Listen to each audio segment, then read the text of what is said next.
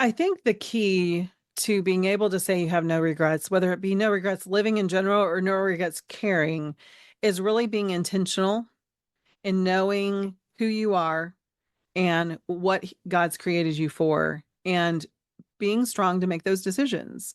And like we talked about, being open to making different decisions. So I just want to encourage you, give you permission to be who He made you to be. He gifted you as you are. You're not too much. You're not enough. You are just what He wants you to be. And in this season, He gave you your parents and He gave you to them.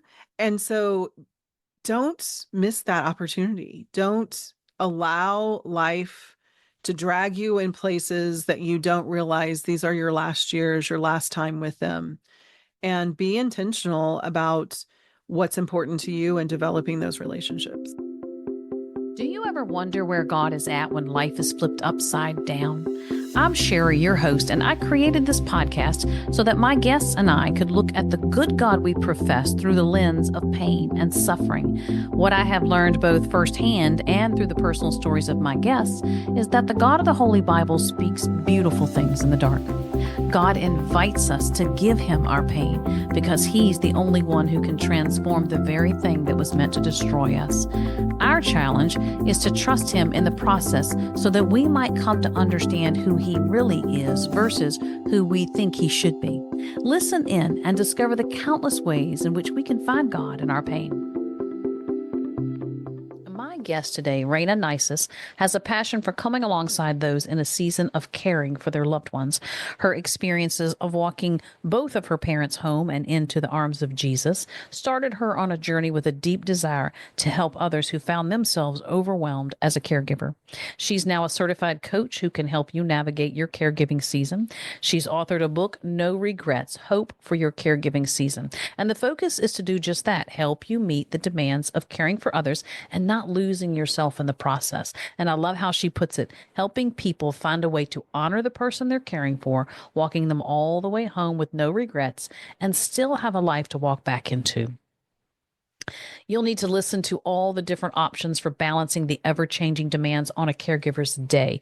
And while Rayna's parents' diagnosis of Alzheimer's had an end to her caring season, all of her knowledge and insight and practical advice would be super beneficial and maybe even more beneficial for those who are caring for loved ones over an extended period of time where there is no closure. They're living with uncertainty as to how long they will be caring for their loved ones. The natural relationship of caregiving can include parents caring for children, spouses caring for each other, friends who step in to care well. Rayna is also the host of her podcast, A Season of Caring, where her guests share their knowledge and experience about the subject of caregiving, and they provide hope, encouragement, and resources in addition to the ones that Rayna has available on her website. And her website link will be in the show notes. Here are some of the topics that Rayna and I talked about. Rayna challenges the traditional definition of a caregiver, advocating for a broader understanding that includes anyone who provides care and support to others, whether they are paid professionals or family members. Rayna reminds us that caregiving is not a static role, but one that ebbs and flows with the ever-changing caregiving demands. Rayna makes the point that it's important to recognize when making adjustments are necessary, whether it's reallocating time, seeking help, making pivotal decisions about care, etc., etc. We talked about how important it is to build a support network. It's essential, whether it's through family, friends, or hired caregivers. Rayna points out ways to build a support system, saying this approach not only eases the caregiver's burden, but it also enriches the caregiving experience for everyone involved. We talked about living with no regrets. And to me, the thought of that possibility, and Rayna is proof that it is possible, is an incredibly comforting outcome to being a caregiver. We talked about embracing flexibility and options. And I love this because Rayna's journey teaches us that caregiving decisions are not set in stone. The ability to pivot and explore options, whether in living arrangements or daily routines, can lead to better outcomes for both the caregiver and the person receiving care. Ultimately, Rayna's message is one of living without regrets. By being intentional in our caregiving roles, making informed decisions, and allowing room for change, caregivers can look back on their experience with a sense of fulfillment and peace. Raina's story is a testament to the power of love and resilience and faith in transforming the caregiving journey into a season of growth, peace, and no regrets. If you are in the midst of a caregiving season or if you find yourself in a caregiving role, listen in and let Raina speak some beautiful encouragement to you today. Raina, thank you for taking the time to be here today. Your book, No Regrets, Hope for Your Caregiving Season, is getting a lot of attention because not only are you able to give hope, you're providing direction, insight, encouragement, action steps, and you're using your wit and your wisdom and practicality, which is what I really appreciate. So, welcome to the show. It's so good to have you here today. Thank you. I'm excited to be here. I asked you earlier about your overall goal with sharing the message of your book and your mission. And you said you wanted to help people find a way to honor the person that they're caring for and caring for themselves too. That's huge because I sure do wish I would have had that resource when I was trying to be the caregiver for my mom. I feel like I would have saved myself a lot of frustration and overwhelm, wasting money, and that's just to name a few. And so my lack of knowledge kept me locked into this mindset of the all or nothing way of thinking. Either she's in the home care or at her own home with supplemental care. And as I read the reviews for your book and I had the chance to talk with you, I would venture to say that if the single most powerful impact that this book has is to open the mind and the heart of someone such as myself to exploring options and giving them permission to think outside the box, then it's been a true success. And I know you don't like using the word caregiver because you feel that conveys a limited viewpoint. Tell us why you want to expand that understanding. I think so many people, we're just being daughters and sons. We're just being spouses. We're not being caregivers. We think that definition applies to somebody who's getting paid or someone who's a professional, has professional training. We're all caregivers in so many different ways. As moms and dads, we're caregivers. As just friends, we can be caregivers. So, really, I think sometimes we just need to really broaden that definition and include ourselves. If it's a word that makes you think, oh, that's not me, then it's not serving us well. And so I like to really talk about caregiving seasons or caring seasons because there are different seasons in life where we are more caregivers than others. When our young children are really young, we definitely have to step into that role and consider their needs over ours. And I believe as our parents age and as we walk them all the way home, there's that season as well that we really have to step outside of our own needs and really start to focus in on theirs and make sure that we're helping them to walk all the way home and so that we can bury them without regrets. I love how you just opened up my concept of caregiver because it's like you know it, but then you don't know it until somebody puts the pieces together for you. What does a caregiver's life look like with regard to the focus of your book, which is caring for a parent? All the moving parts, like what what do they spend most of their time being consumed with as someone who is in a caring season for a parent? I think that's so challenging because it does ebb and flow. For example, if you find yourself suddenly in that season because there's a crisis, there's a fall, there's a stroke, then all of a sudden your time becomes managing doctor's appointments and how am I going to get them back home? And will they be safe at home? And all those millions of questions and pressures that come along with that.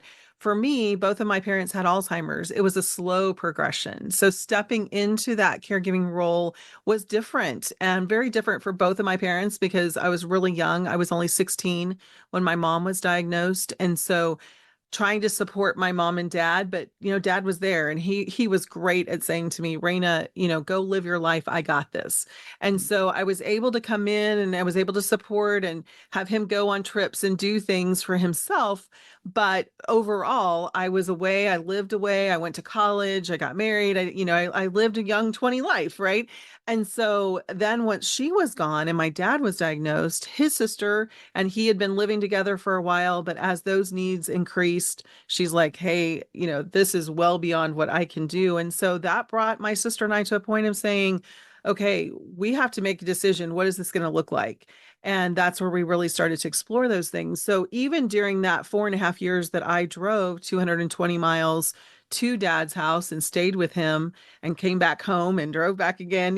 That for me, there was a lot of in between, but it was 100% while I was there. And then being able to come and be with my family 100%. My sister was just 3 miles away. So it was an everyday checking in on caregivers. Did they show up? Is there milk? All of those things. So much of it looks different depending on if your loved one's in a facility and they have those basic needs taken care of. They just need emotional support and kind of follow up and advocating for. Other times we are in the hospital, we're in crisis, and we're really having to gain knowledge of what's happening right now and make big decisions on where they're going to live and who's going to care for them next. So and that's part within the season, just like there's, winter, and sometimes it's really bad and sometimes it's not too bad. I think caregiving seasons are the same way. There's just a lot of ebb and flow, but there's a lot of demand, especially as you're walking your parent all the way home. It sounds like there's this constant checking in with how's this working? How's this going? How is everybody feeling about this process? Because it sounds like you have to change course sometimes abruptly, maybe.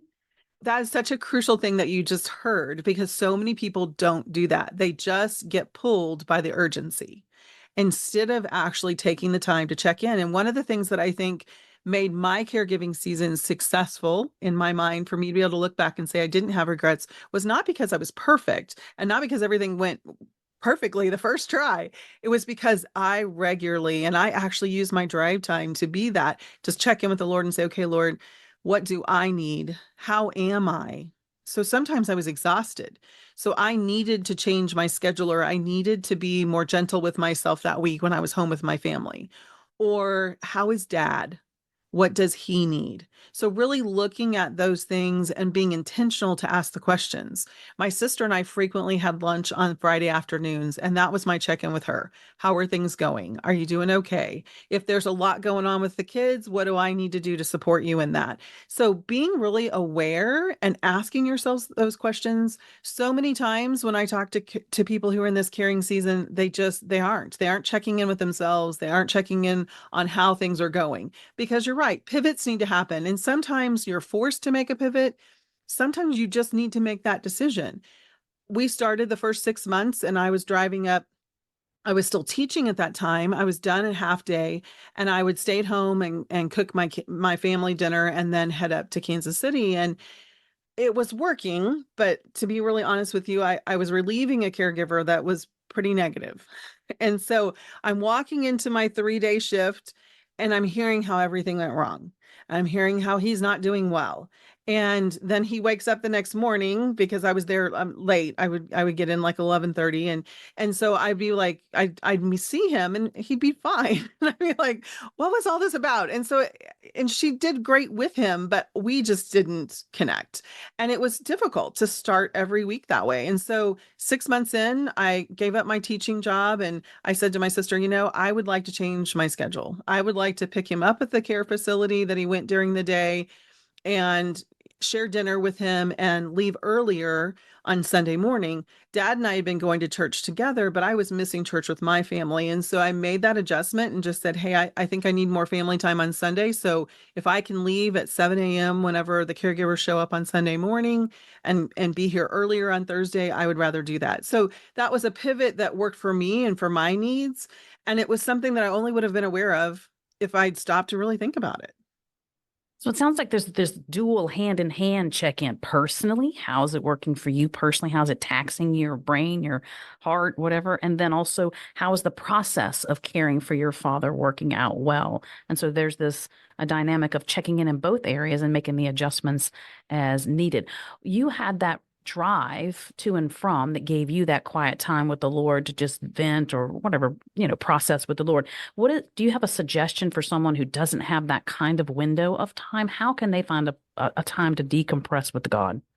Excellent question. It has to be scheduled. You have to put it in your schedule. It needs to be a regular, whether it be lunch and you go out by yourself and eat somewhere, or you sit on a park bench, or if it's you take a morning walk and that's the day that you ask yourself those questions. It goes in your planner, it goes on your calendar. You keep that appointment with God. And part of that time with Him is exactly what you said. It's the decompressing, it's the processing. That is the only way for this to be a long-term situation. This is not a sprint. Walking a parent home is a long-term situation, and you don't know how long. And if you don't take care of yourself every step of the way, you're not going to make it. You're going to look back with regrets because you're going to make decisions you wish you hadn't made. You're going to allow the frustration and even often so many caregivers, bitterness, resentment. They feel like it's overwhelmed their life. They've given up everything, and it doesn't have to be that way. And this is one of the most important things you can do for yourself is set that appointment, find the time, and just talk it through. And it might be a counselor, it might be a coach, but it always needs to be with the Lord as well. Yeah, because I have found the value of getting outside of your own head and talking to somebody else who can be looking in on what's going on and be able to guide you a little bit. And maybe, because I think it's so easy to become stuck in our own circumstance. I mean, somebody else is like, no, you're not stuck. All you have to do is this or that. But meanwhile, we feel stuck, like we can't figure our way out of this emotional roller coaster or We're whatever. in the middle of the forest and all we see are all these trees. We don't even see the path anymore. And many times we're just standing still, overwhelmed. And it is, I think coaching can be such an important piece of it because it's that person that's unbiased. You don't have to worry about their feelings. They don't have a stake in the ball game. For me as a coach, I love to just come before the Lord and just know that I'm listening to the Holy Spirit asking those questions that you might not be able to hear. And so Mm. clearing that clutter and making that space for you to really hear your heart, to hear the Lord, and to really make intentional decisions. I can only imagine the value of having you as a coach because you already know the full scope of what this is requiring of them. I know you mentioned bitterness and resentment and just feeling like their life is over, but are there some red flags? Because I think when we get into bitterness and resentment, that's that place where you get stuck. But are Mhm. there some red flags that someone can notice about themselves to say, hey, wait a minute, I do need to go seek out, Rayna for coaching or somebody to help me take the next step? I think it is that beginning to feel trapped, that realizing that you're not considering yourself or other things that are important to you in your life. You're only focused 100% on the other person. It's important to us to keep them in there, but when they become the only thing, it's very devastating. I have an experience beyond caring for my parents where I was married as very young and he was not healthy. And so we were dealing with a lot of really heavy things and ended up with bipolar. We had a suicide attempt. It was just a very, very difficult season in my life. And I found myself really enmeshed. And I found when he made a decision to leave, I felt like I was a puddle on the ground. I was like, I'm nothing. What happened? How did I get here? And as I was pouring my heart out to the Lord, trying to understand how we even got to this place, the Lord just said to me, Rayna, you matter. I died for you. I have purpose for your life. He's not the only one who's important. Mhm. I love you and you matter, and I have plans for you and purpose for you. So we're okay. We're going to be okay. But I found myself in a very young age realizing, okay, I can be a caregiver. I can be that person that supports others and can love them and want the best for them, but I can't give everything. If I give all of myself away, there is none of me left. And that means that the things that God has for my life won't get done. And so I don't want that disappointment. I don't want that disappointment at all. I want to be able to be who he created me to be and to bless and serve those that he created me to serve. And I can only do that when I stay healthy. For me and my dad, it was I wanted him happy and healthy as long as possible. So that was my lens. How do I keep him happy and healthy? But at the same time, it can't be at the expense of all of me. There's going to be sacrifice. There's going to be times that I'm going to miss things that I wish I didn't have to miss, but I don't need to give up all of me because God still has things for me to do. Yeah, because another part that you mentioned was that, when you're walking your loved one home, all the way home, you still want to have a life that you walk back into because Yes. it is a season. And I know for myself, like when my husband passed away, that role of wife, it was very deeply rooted in my life and in my identity. And when that was stripped away, had I not had God, I don't know what would have happened to me because I experienced an identity free fall. and trying to orient myself. Well, if I'm not a wife, what am I? But I did have God as the foundational piece in order to find my footing again. So to have that life to walk back into. And I love the fact that you're giving people permission for that because it is so important. Just like you're saying, God has put a calling on your life as well. Yeah, it is. And it can be really hard to keep it in focus if you aren't intentional about it. And caregiving, I mean, it can become so overbearing in your life, especially in the final days and the final months. It is, they are dependent. There is, you're having to provide everything for them when they've reached that point. And so when they're gone, there is often an identity issue. For me, the grief was so much bigger than I expected it to be with my dad being gone. And I think part of that was because it was so much a part of my life. And so even though I was very intentional about those things, the grief can be difficult to navigate anyway. But I think you have to know that if I had cost my relationship with my husband because of my dad, what would I've had once my dad was gone? Right. And if I hadn't been intentional with my friendships, 4.5 years of being gone half the time, if I hadn't been intentional with my friendships, I wouldn't have had any when I came back. And so it is a matter of really looking at the big picture and understanding all of these pieces of our lives are important. Mm. And our life will not look the same during our caregiving season. We don't have as much time to give to other people because it is a large part of your life, but you have to be intentional not to neglect all of it. You have to be able to say to that friends, I can't do Bible study on Wednesday nights anymore, but let's get together for lunch once a month. Make sure that you maintain those relationships. That effort that it takes to step outside of that comfort zone of what's starting to form in your life as far as new responsibilities and new requirements on your time, your energy, your focus. So it sounds like it is very helpful to know your personality or and maybe that is about limitations, weaknesses, strengths. What do we need to know about ourselves? Because you valued relationship, lunch with friends, laughter. You got back to those things, adding them into your life. I think you do have to know yourself. One of the things that I created a tool is called the Caring Quiz. It's available at caringquiz.com. And it's a caregiving quiz that really looks at you as a personality. And the purpose of it is to look at and bring different personalities into the life of a person you're caring for. So I always say I'm really not a fun person. I'm a pretty intense, to be honest with you. I go deep quick. And so it's not like I'm cracking jokes all the time or I'm just not lighthearted in that way. And so my dad, being for him to have somebody who was goofy and silly brought a lot of balance to his life. I was there to be able, let's go clean the yard. Let's go, do something. We were very active together, but just chatting about nothing was not on my list of things to do. So I knew that he needed different personalities, but I think part of this quiz also helps you look at what's your personality? What are you bringing to the game? And then how do you supplement what's not your strength? My sister loves medical stuff. And so she took care of wound care. I didn't want to see. My dad had cancer, he had melanoma, and so a large chunk was taken out of his shoulder. He developed MRSA in the wound, the skin graft failed. It was ugly and nasty, and Goodness. I never saw it. My sister took pictures every day. She did all the wound care, she did all the changing the bandages. So I love that we had different personalities, different strengths, and we really worked within that. But I agree, knowing yourself is the very first step in that. If you don't know who you are, you're going to find yourself doing things that then breed that resentment or that just feeling trapped and being forced to do the things you don't want to do. There's a lot of things in life we have to do we don't want to do, but when it comes down to day in and day out and that's all you're doing, you're going to find yourself depressed and struggling.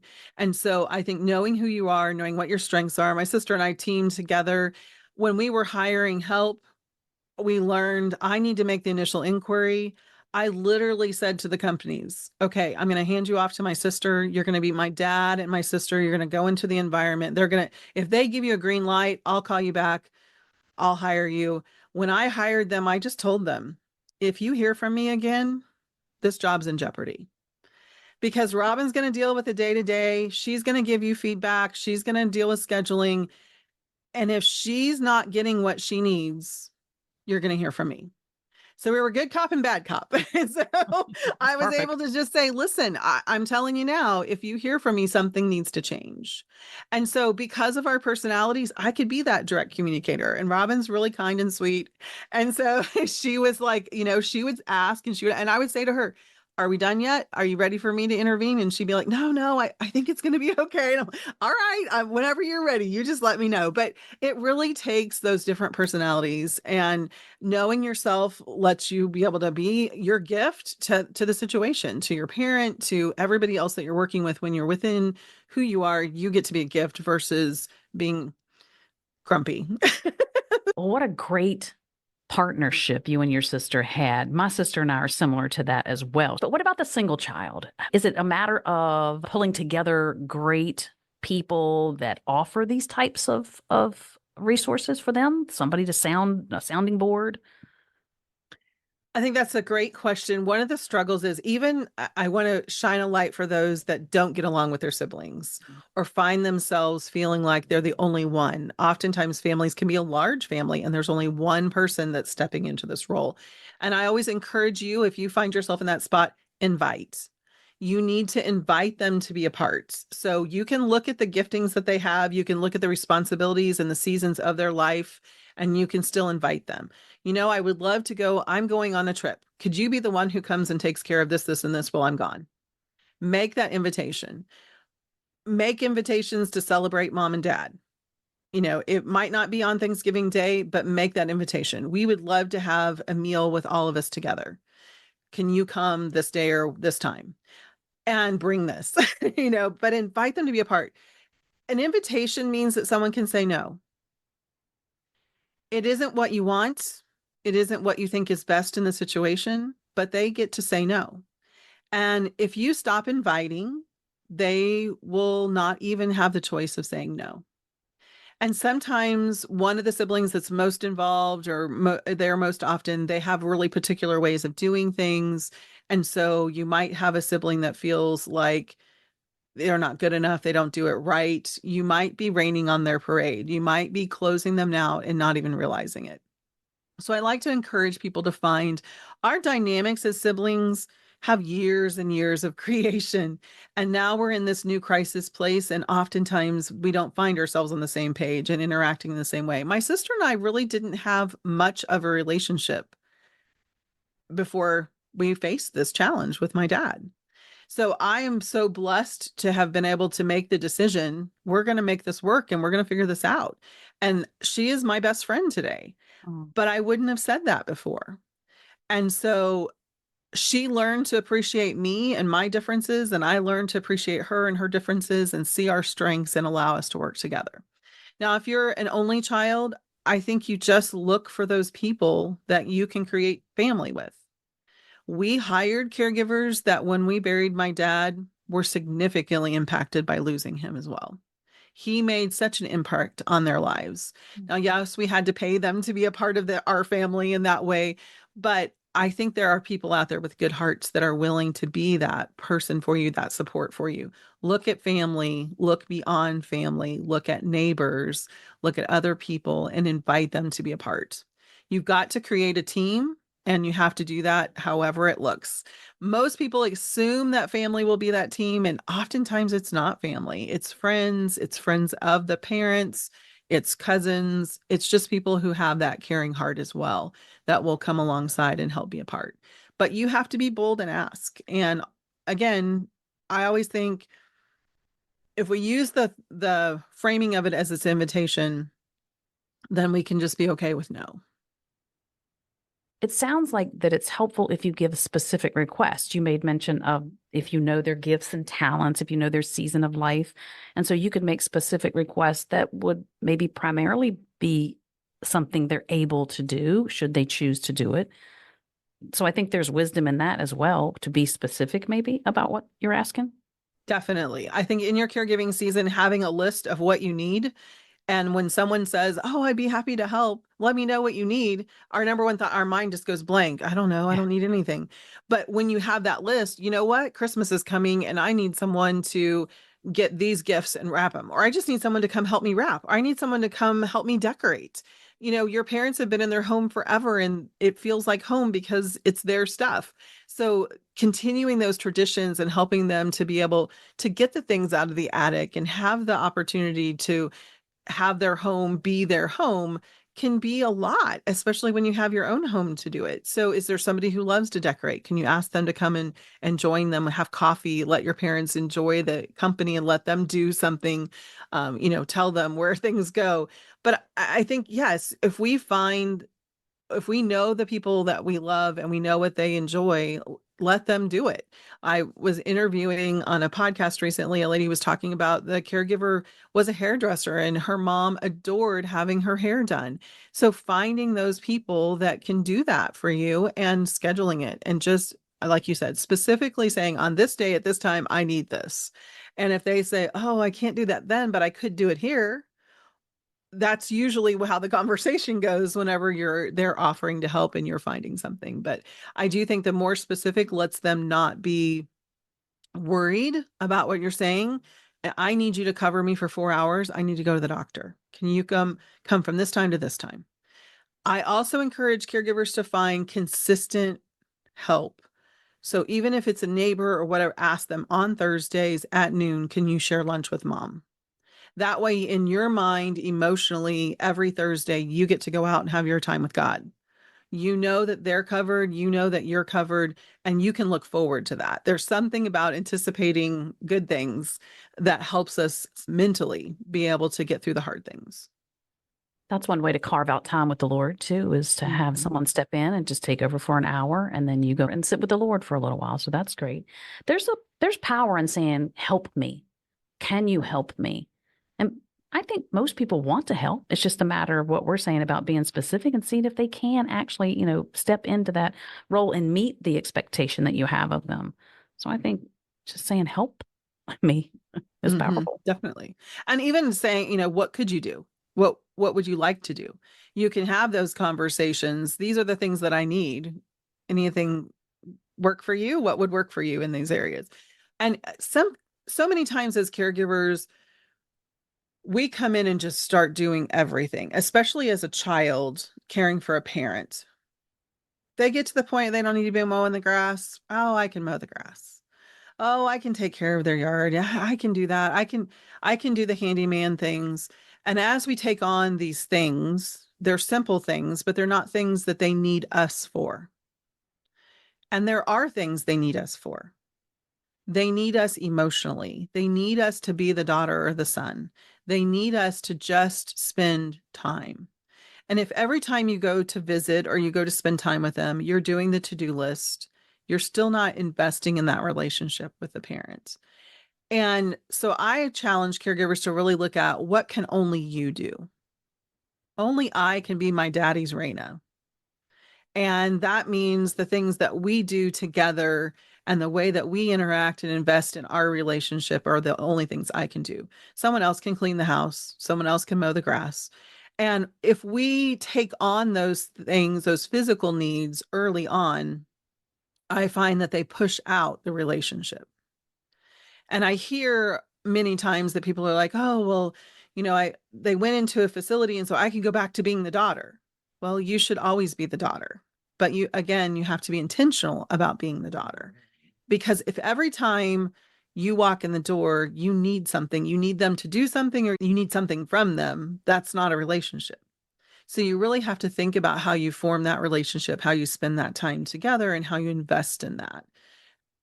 All the other things need to get done, but those are the things you ask other people for. Do you need to be the one who goes to the grocery store? My goodness, in this day and age, we can pick up groceries, right? But even your neighbor can pick up groceries when they're going to the grocery store. You don't have to pay to have them delivered. There's those simple things that you can ask people to do that I think can really help you continue to focus on your relationship. That's some gold right there. Just trying to manage the schedule and trying to be your authentic self with the parent that you're caregiving Mhm. for.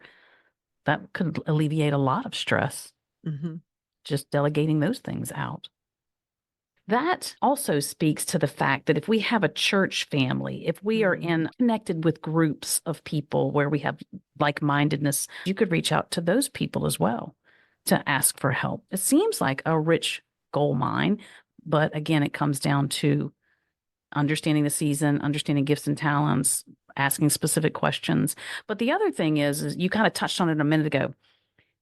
How can a person in the season of caring evaluate themselves and not be the pain that nobody wants to work with? I think that part of that came into what you asked before is how do I know if I'm okay? How do I know before I get to the burnout or to the resentment or all those other things? When you find yourself irritable, when you find yourself not wanting to be around anyone or anyone wanting to be around you, you're probably too far down the path. You definitely need to be figuring out what's going on. But that's those check ins, those regular check ins. When I found myself being short with dad or I found myself being frustrated with caregivers, really spending time thinking about, okay, Lord, what's wrong? What's happening? And I found myself, I'm a creative soul. And so I love artsy things. I do a lot of crafts. I was doing a lot of sewing before I started caring for my dad. I couldn't haul my sewing machine up to his house and have it in both places. And I just found that was something I had to let go of for a while. But I also found myself, I'm like, what's wrong? I'm just not myself. I wasn't having a creative outlet. So I found some things like a painting class online, signed up to be able to do a couple of things like that. I started crocheting again. I just found those creative outlets in a different way. I signed up for a monthly subscription that had stamps that came in, and I could bring that little box of stamps to my dad's. And while he was sleeping, I could create cards. I could write thank you notes. I could send cards of people I was thinking of. It gave me a creative outlet, but it also prompted me to go ahead and keep, nurturing those relationships that were important to me. So I think you have to look at what's missing. You have to realize what's going on. It might be that you aren't spending your quiet time. You might need to figure out a different time to do that. I started listening to the Bible as I was getting ready in the morning versus feeling like I had to sit down and read. That listening part really helped me to move it into a different place. I'm an auditory learner anyway. I don't know why I hadn't thought of it earlier. But starting to find a new podcast. You can put earbuds in when you're caring for somebody. They're napping. You don't want the TV on to distract them. You can nurture your soul in different ways. So I think it's a matter of looking at your whole self. Physically, are you caring for yourself? Are you eating well? Are you getting enough sleep? You have to problem solve those things. It's not easy to get enough sleep when you're caregiving, but you have to figure out how to do that. It's for me with my dad, he would get up in the middle of the night and I was worried I would sleep through it. When we bought a bed alarm, which is an alarm that goes off when the weight is off of the bed, that put me in a totally different peaceful sleep because I didn't have to be half awake. I knew that alarm was going to go off and I knew it was going to wake me up. So it changed the quality of the sleep that I was getting. Even though he was still up the number of times, I wasn't awake waiting for him to get up. And so you really just have to look at each of those different pieces. But there's so much that goes into caring for yourself that you have to be intentional about those things. And when you find yourself gaining weight, not sleeping enough, whatever those things that are creeping in on you, that's your warning sign. Okay, I've got to look at what's happening and do something different. Even a small adjustment like that and brings a deeper level of peace, and in that case, sleep. Mhm. That's huge. It is. What are some of the ways? Because you and I kind of talked about caregivers and then widows, and we're kind of an odd bunch Mhm. of people. So, what are some of the ways that caregivers can be renewed or refreshed? Because I was asking you about, communities. Do they have communities? And you're like, no, not really. So, how do they Oh, get refreshed and renewed? yeah, it's hard because if you talk about my dad had Alzheimer's or I'm caring for my dad, oh my gosh, almost everybody has a story and almost everybody's had a season, but it's not something we lead with. Just like that caregiver badge, we don't want to wear it. We don't call ourselves that. So we're not commonly gathering. Now, there are opportunities. I facilitate a support group for all caregivers. It's faith-based called Nourish for Caregivers, and you can sign up to be a part of that at nourishforcaregivers.com. And so there's all kinds of opportunities, but I'm amazed at how few people are taking advantage of them. It really can refresh your soul to get around other people who get it at a level that, especially when I was young, I mean, everybody's mom wasn't dying at my age. And so there was none of my peers could relate to what I was going through. And so I think it can be so valuable to find others that do relate. So there are definitely lots of opportunities for support groups. We're not finding people take advantage of that. But I think that one of the ways to do that is finding a friend that is a good listener. Again, we've looked at professional resources that definitely can bring a different level to that. But being aware, what is that? What refreshes you? Do you need to turn on music and you just haven't been doing that? It's funny how some of those things that really fuel us, we just let slide. We don't realize how much they're doing for us. They're the And first so things to go. yes, they are. And even uh, scripted prayer. I mean, I had certain scriptures and prayers on my mirror that it just reminded me I need to pray. But even in the moment when I didn't feel like it was right there. And I could open that conversation with God by reading that scripted prayer. And that started to open my heart, and I would hear his voice more and I would say more to him. So I think sometimes you just have to evaluate, what have I let go of that I didn't realize? What has worked before? Can I try that again? Or even a long time ago. I mean, sometimes just thinking back to a long time ago, what was working, and then exploring what's some new ways of doing it. For me, listening to audio was a different thing, but something that I've enjoyed for this season of my life. What's something new that you haven't tried before? You use a phrase, I can't remember whether it's a chapter in your book or whether you said it or shared it when we were talking, but negotiating relationships with family members. What exactly does that mean? I think we've touched on the different aspects of how the dynamics of family work, but negotiating relationships, can you be more specific? I think that's the tough conversations that we don't want to have. It's I'm feeling really overwhelmed. How can you help? It's being willing to say, this is my need and I'm doing what I can. Can you step in this way? It's also being able to be okay with who they are. It's not trying to control, whether it be the parent that you're trying to care for because you want them to be a different person. You wish that they weren't, all of that old stuff so many times can get in the way. So negotiating that new relationship, that willingness to meet them where they are and to find out how you can find a relationship that works. I, I sometimes tell caregivers, if you have an abusive relationship with a parent, you're not the hands-on person, but you still have a role in their life. You still can be an advocate for them. You still can facilitate bringing the right people around to support.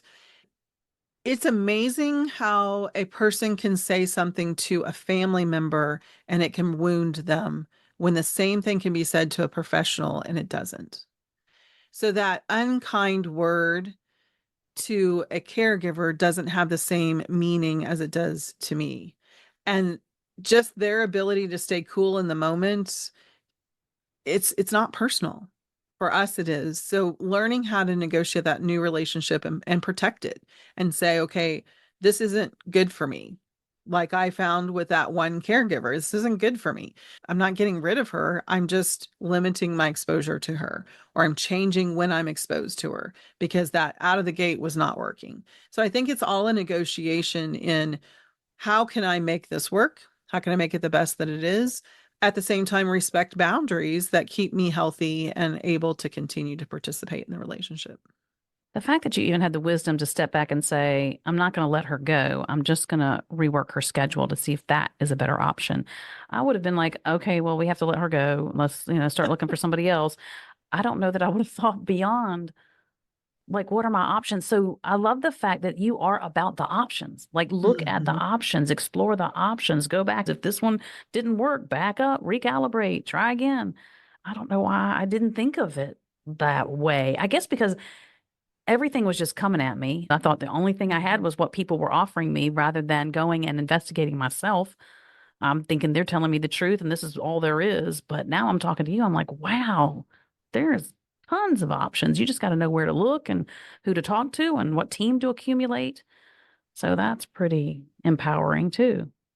Well, it was amazing because that happened for me. That moment of saying, "Oh, wait a minute. This isn't this or that," was, we were looking at placing my dad in a memory care unit, and it was not where my heart was. It was not what I wanted to do, but I knew I was 220 miles away. What could I do about it? And we were up at Christmas. My husband and I were there. My aunt and I had gone to look at a facility while my dad was there with my husband. And I walked out of that facility and just cried. I just cried. And we looked at three or four other places, and they're nice. They look like hotels, many of them, right? It was not that. It was that my dad was 80 years old. He was playing volleyball 3 times a week. He That's was going to awesome. the gym three times a week. Now, we were paying people to drive him there, but he was that active. He was out with the leaves. He was out physically doing things. And I'm looking at this memory care unit thinking, he's going to go crazy. I mean, chair yoga is not his thing. He's still doing Volleyball. jumping jacks and lifting weights, right? So it's not a good fit for him. But we just didn't, that was all I was looking at. Well, what are we going to do? We can't move him. He wants to stay at home. As far as coming to the farm or any of those things, it just didn't seem like an option. And I even said, well, can he come my way? And my sister's like, no, I want him with me. And so it was just hard for us the only option we saw was, he can't stay at home anymore. He has to go to a memory care unit. And I'm just crying. And my husband just wrapped me in his arms. And he's like, what's going on? I'm like, I just can't see him living there. I just can't see it. And he's like, then don't do it. I'm like, well, what does that mean? And he said, if you need to come here and live with your dad, then that's what you need to do. And that opened the third option. That's That opened the door for me to say, huh, what would that look like? And I was like, okay, this is how much money we would spend on a facility. If I had 24-hour care, nope, that's not going to pay for that. So if I'm here living, how much can I pay for? And so I started immediately looking at options and saying, okay, what does in-home care cost? Are there other options? There's day stay facilities with people who have dementia, which is significantly cheaper.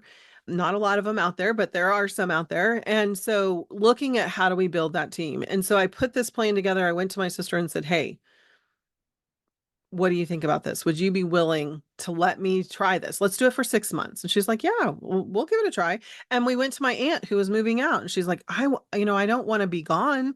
I'll do 2 nights a week. My sister did 2 nights a week. I was there 3 nights a week. We brought in-home care during the day. We took him to day stay. We continued getting him to volleyball. We continued taking him to the gym. So it all just came together because there was another option. And that is one of the things that I think is so important, is for us to just not get boxed into A or B. Yeah. What is the C, D, or E? Who knows? Yeah. And in the season, it looked different. He reached a point where he couldn't play volleyball safely. So we went to the day stay more. We made adjustments throughout it. So the other thing I like to encourage people is there's very few decisions in this world that you can't unmake. I can make this decision and go, this really isn't working. I'm going to make a new decision. It's not that big a deal. Just do something else. Oftentimes we feel like we've married it. It's Yes. like, I have to Yes. do this. Yeah, because you don't want to keep moving them, or you don't want to keep making decisions, or at least you feel. I was feeling like failure because I was making mistakes and having to recalculate. So I was really trying not to make a lot of decisions that would change the pattern. And now I'm kicking myself when I hear, when I'm here talking to you, and I'm like, what the heck was I thinking? It is hard because I think we think, oh, but I made this decision. I have these people hired. I have to. No, you don't. Just do something else. So I do think that's one of the things I want to give people permission to keep experimenting, keep finding what works best for them, because for all people considered, everybody in the situation, there are opportunities out there to do things differently and better for people involved. And you have a whole chapter where you remind people that they're not alone. Is that because of the community they're creating, because of the presence of God, the fact that He's promised us, promised us that He'll never leave us? What is it about not being alone that you want people to know? Caregiving, it feels very lonely because oftentimes to keep your loved one safe, you isolate. Your world gets smaller and smaller. But I do think that on all the levels you said, you're not alone because God's there. And one of the things, the whole theme of my podcast, A Season of Caring podcast, is sharing stories of hope so that people realize God is in the middle of it. He is right there in it. Whether you feel it or not, the more you talk to him, the more you'll know it.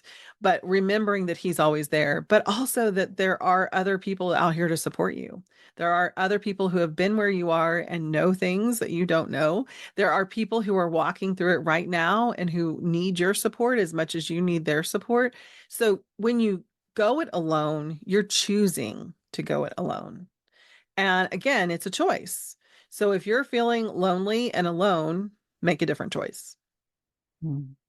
And I would imagine if your resources are limited, then you need to pull in more people whom, like the church community, your family, your neighbors, your friends, because feel like there's still options, but it's a way of pulling in the people whom you do life with, whom you have influence with, whom you've invested in, or at least.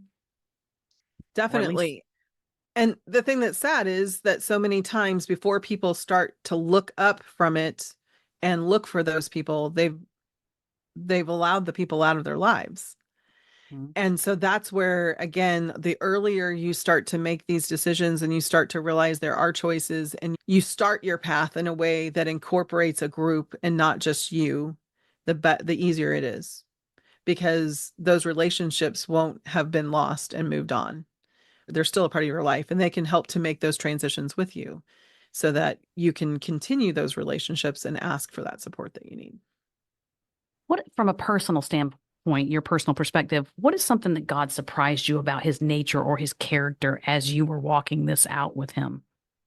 That's funny because I ask that question on my podcast all the time. How did God surprise you most? I think that for me, he surprised me in how personally he prepared me and equipped me throughout it. So, one of the things that comes to mind is because I'm a type A personality, because I'm always pushing and doing and going, I was clear in the path. And I knew that as dad progressed, my dad passed away at 85. I mean, my goodness, that's a lot of years, right? So you Yes. it's hard when you're a caregiver because you're an advocate, you're always fighting, you want them to to have the best of life, but I knew my personality was that even when dad got to the end, would I know it? Would I be okay? How would I be okay with the end? Because I knew I wouldn't be okay with the end. And so for about a year before my dad passed away, frequently I would ask the Lord, Lord, help me to know when it's time to stop pushing. Help me to know. I just know that I could push too hard. I knew that I could do that. I was afraid I would do that. And so the last week of my dad's life, he had a arterial clot, so they went in and removed the clot. He survived surgery, did really well, went to rehab, was walking again. We moved him home, and we really thought we were out of the woods. And it was almost like when he got home, he just took this deep breath and relaxed and was kind of like, "Oh, I'm done." But I didn't see all of that. So each morning, because this has been a month-long process, each morning part of my conversation with the Lord would be, Lord, just help me to know when it's time to stop pushing. And one Thursday morning, the Lord said, it's time. And I'm like, oh, wait a minute. I think you misunderstood my statement there. I'm like, Then no, we no, start no. arguing with him, right? Yeah, I mean, immediately that was my reaction. And I was sitting by his bedside and I looked over at him and he just was glowing with peace. And I went, oh my gosh, it is time, isn't it? That day a caregiver was coming. My sister was going to be there for a couple hours and I was off. And so I thought, I'm going to a movie. I'm just going to go get away from all the heavy. I went to a movie. I actually went shopping for a dress for my dad's funeral. And I just knew. I came home for my 4 hour break and my sister was talking to the home health nurse who was looking at wound care and she was telling her, she said, I can't leave here today without telling you your dad shows every sign of being in the last weeks of his life. And my sister was just so taken aback, had absolutely no idea. And I was just like, confirmation. Okay, this is what we're doing. And I will never forget that evening as my sister and I were talking about hospice and how do we move forward. She literally stomped her foot and was like, I just don't understand. I just feel like you've always been pushing ahead of me. And now I'm just here by myself. What happened? And I'm just like, I just know. I just know that it's true. And I'm so thankful that the Lord did that for me. And in moments where I knew I wouldn't be able to accept what was happening, he was so faithful to help me, to prepare my heart, to help me to know, to hear his voice and to be in that moment with me. And dad passed, we signed him up for hospice Friday afternoon. He was gone by Monday morning at 6 a.m. Wow. It was very quick, but it was just knowing that God was there and, that my heart to know the right thing for my dad was always honored and always, you know, uplifted. I mean, I was just encouraged to continue to stay in that place with the Lord and listen for his voice. Just the beauty of walking your dad home in that manner. I'm not saying it was easy because, like you said, there's a No. lot of decisions coming at you. There's an emotional roller coaster. There's a lot to filter in to this season, but it is a season. Mhm. And if you walk it out in the manner that you're sharing, knowing that you have options, knowing that you have God, I feel like that's like an anchor, if you will, in the midst of the storm. When you look at like the grieving process, we won't get into that much. I just wanted to know, did you have any why questions for God? Because it looked like it had been this beautiful process, but death is still death. We're still Mhm. separated from the one that we loved. And so I'm just curious to know, in your grieving process, did you have any why questions for God? I don't know that I had why question. So my why questions were when my dad was diagnosed because we'd already walked this once and it was just like, are you kidding me? I have to have both of my parents not know who I am when they die.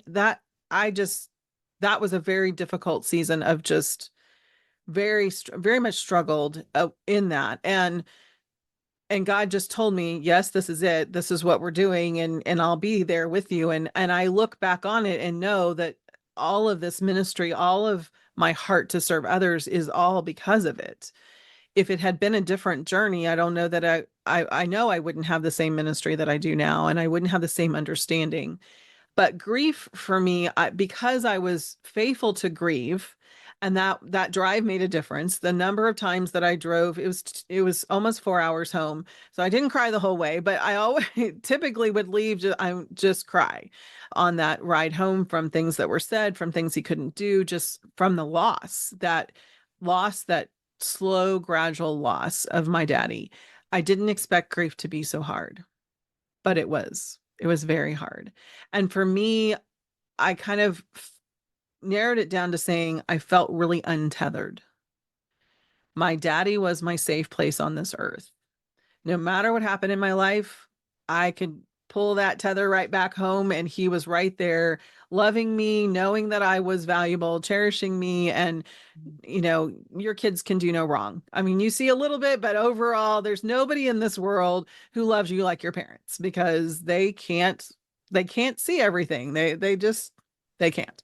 So he was that for me and had always been that for me. We were very good. We were very good friends in those seasons of after losing my mom, and we owned a business together. We were very close. And so he was just always that safe place for me. And I felt very much like I was floating. And so that grief season was difficult.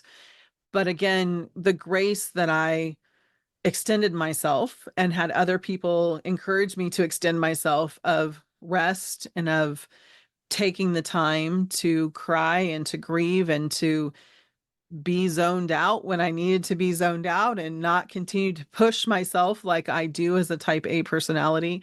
I was encouraged to sit in it. And from that became a season of caring where I coach and I have my podcast and I wrote the book.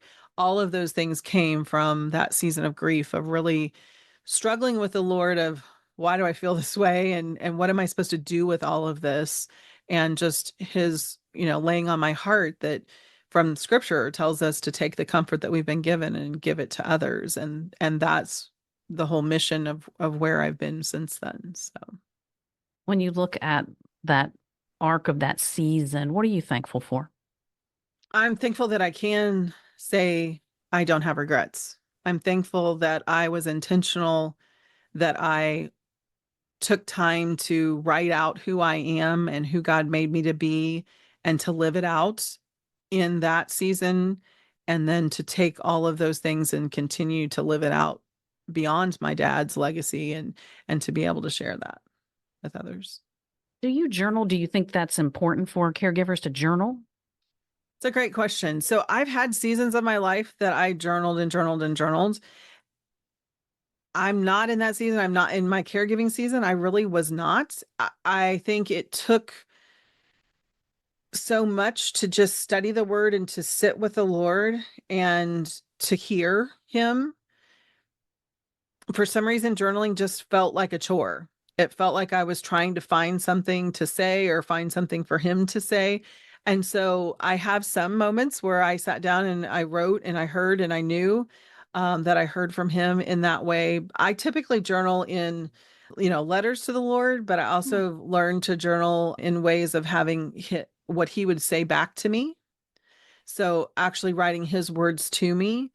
And so I found myself more taking comfort in his words to me through the Bible in that. So I do think it can be very powerful. I'm an advocate for journaling. It's just not a nature within me always. So it depends on the season, I guess.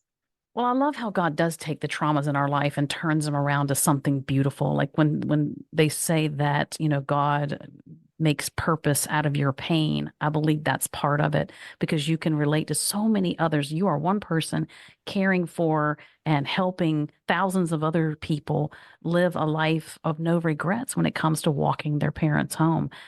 That's powerful. That you would walk in obedience to what God wants to do with your pain and your suffering. And my listeners know I look at that as God allowing us to take part of our redemption. We get to take part in our own redemption story. And so I love that about him.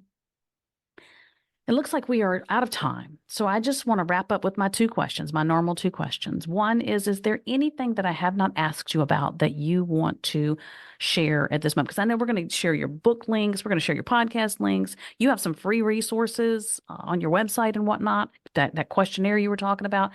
So all that'll be in the show notes. But is there anything that you want to share right now? I think the key to being able to say you have no regrets, whether it be no regrets living in general or no regrets caring, is really being intentional in knowing who you are and what God's created you for, and being strong to make those decisions. And like we talked about, being open to making different decisions. So I just want to encourage you, give you permission to be who he made you to be. He gifted you as you are. You're not too much. You're not enough. You are just what he wants you to be.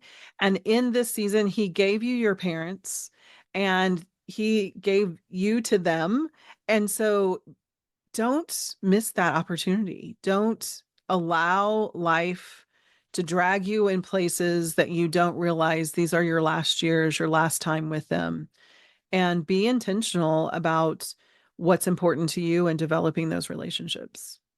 Because there is a last time you get to hug them. There is a last time you get to feel their presence, touch their hand, and prior to losing their vocals, last time you'll hear their voice. So what a beautiful way to take part in that last season of their life. And then the last question I have for you is, if our listeners only remember one thing, what do you want that one thing to be? It's possible to not have regrets with the Lord and with focusing on making new decisions when the decision you made wasn't right. You can live without regret. That is some powerful encouragement for somebody today. So thank you, Rayna. Rayna, this has been a fantastic conversation, the way that you're just laying out so many wonderful things. So thank you very much for your time, your energy, your information, your knowledge. Thank you, Sherry. It's been wonderful. Thank you for your time and for sharing this experience with my guest. I hope you have found encouragement for today and a deeper revelation of God's heart in the midst of pain and suffering. We'd love to have you as a subscriber to Finding God in Our Pain so that you can be connected with all my guests as they share their personal experiences and professional knowledge about pain and suffering.